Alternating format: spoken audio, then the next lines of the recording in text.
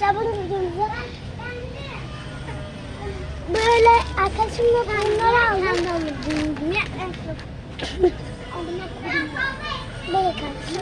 Böyle bir tane cips aldık. Böyle bir tane sus. Böyle bir tane daha ekşi yüzlerden aldık. Toplardan aldık.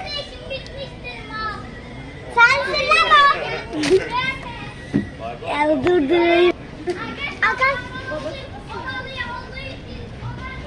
Ya arkadaşlar geldim. Birazcık mal olduğu için. Ben beni daha iyi. Böyle. Evet.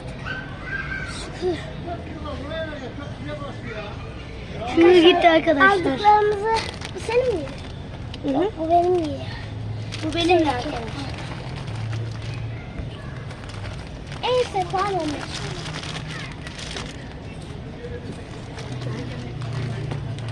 O zaman